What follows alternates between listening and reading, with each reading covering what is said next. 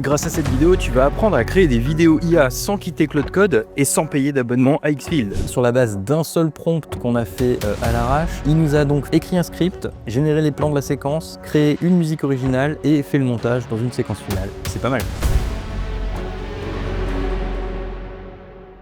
L'utilisation d'une clé API en temps normal, c'est quand même quelque chose d'assez technique. On va rendre ça extrêmement simple, c'est-à-dire que tout pourra être piloté en langage naturel dans Claude Code grâce à un skill que je te fournis. Le lien est en description pour le télécharger et l'installer sur ta machine. On va regarder tout ça ensemble maintenant. Ce que tu vas télécharger en description, ça va être ce dossier-là, KeyGeneratePack, qui contient donc 2 documents d'explication et le fameux skill KeyGenerate qui va être hyper important. Petite parenthèse rapide pour définir ce qu'est un skill avant de continuer, c'est tout simplement une forme de process très cadré avec des étapes que Claude Code en l'occurrence, va suivre pour ne pas qu'il devine à chaque fois des choses différentes, qu'il fasse un petit peu des variations d'exécution. Nous on veut vraiment qu'il soit carré, qu'il utilise tout le temps les mêmes méthodes, les mêmes outils. Bref, là c'est le skill donc qui permet d'utiliser KeyAI de la meilleure façon qui soit. Donc je t'ai fait un petit doc d'installation dans ce dossier qui t'explique un peu tout. Donc pour l'installer c'est archi simple, tu vas tout simplement le faire glisser dans le dossier Claude qui est à la racine de ton dossier utilisateur. Hop, je le fous dedans.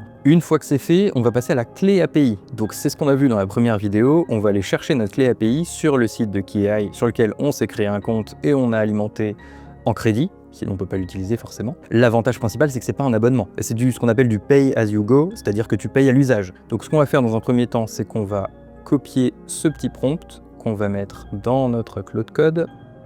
Dans un second temps, on va copier cette clé API et tout simplement la mettre ici. Et c'est tout, c'est le seul truc manuel à faire pour que tout soit en place. Une fois que c'est fait, on quitte Claude Code et on le relance puisqu'il va charger les nouveaux skills à chaque nouvel démarrage de session. Et à partir de là, on peut faire des trucs vraiment stylés. Pour ceux qui n'ont pas suivi, on fait tout ça pour nous simplifier la vie à la base. On s'emmerde plus en fait à passer par cette étape de prompting et de copier-coller dans une interface web et puis après de télécharger, de voir, de comparer. Ça simplifie beaucoup les choses, ça range tout dans des dossiers et honnêtement, en fait, c'est la bonne méthode. C'est la façon de faire, à la fois professionnelle, mais aussi celle qui va libérer en fait de l'espace dans ton cerveau, et c'est hyper important, et d'allouer son énergie à ce qui compte vraiment. La génération de vidéos et d'images globalement via IA mérite des process un petit peu plus simples, et c'est ma mission, hein, celle en tout cas que j'embrasse et que je vous livre ici, à travers ces outils, ces méthodes et ces petites astuces.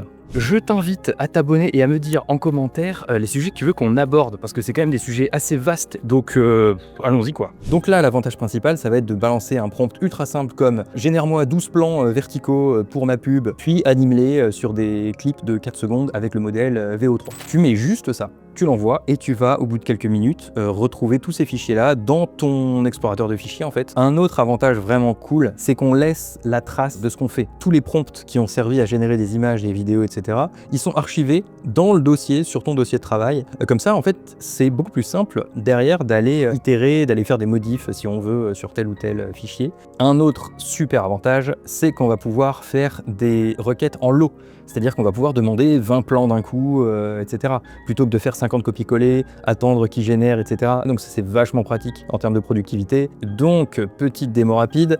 Alors pour cette petite démo, je suis simplement allé sur Pinterest et j'ai chopé 2 images du film Drive pour donner un peu la référence de l'univers. Regarde les 2 captures d'écran dans ce dossier de travail. Elles représentent un petit peu la charte visuelle que je veux pour créer une séquence vidéo de 5 à 7 plans. Ça doit être une séquence avec une action bien précise, c'est-à-dire un début, un milieu et une fin. D'abord, tu vas concevoir le script de la vidéo. Ensuite, tu vas créer le visuel de chaque plan avec GPT Image 2 en passant par KeyAI et en utilisant le skill KeyGenerate. Tu animeras chacun de ces plans avec le modèle Grok Vidéo Image 1.5 et enfin tu me feras un petit montage consolidé de ces plans et tu me livreras le fichier en MP4. Si tu as des questions, n'hésite pas à me les poser. Ce qui est intéressant, c'est de voir aussi le temps que ça met. Donc là, il est 17h23, on va voir un petit peu donc le temps que ça prend et surtout les questions qu'il va me poser là.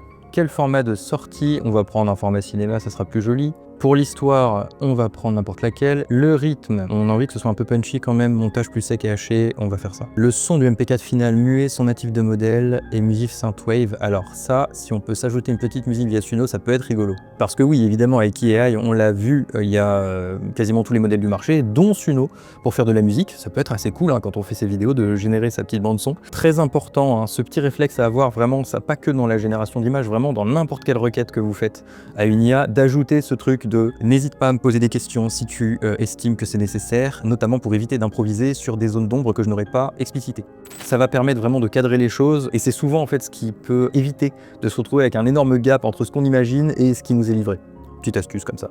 Bon, il est 43, ça a mis 20 minutes, donc juste ce qu'il faut pour aller se chercher un petit café et puis revenir. Donc là, sur la base d'un seul prompt qu'on a fait à l'arrache, il nous a donc écrit un script, généré les plans de la séquence, créé une musique originale et fait le montage dans une séquence finale. Alors, comme toujours avec l'IA, une V1 n'est jamais ou rarement satisfaisante. On va être obligé de demander des petites modifs, ça va être beaucoup plus rapide. Pourquoi? Parce qu'on a ce truc-là qui est génial. Chaque plan a son prompt qui a été enregistré, comme j'expliquais tout à l'heure.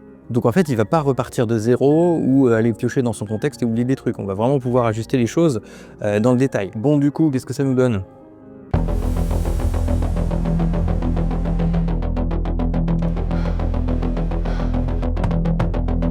Open the door! I said open it! Now!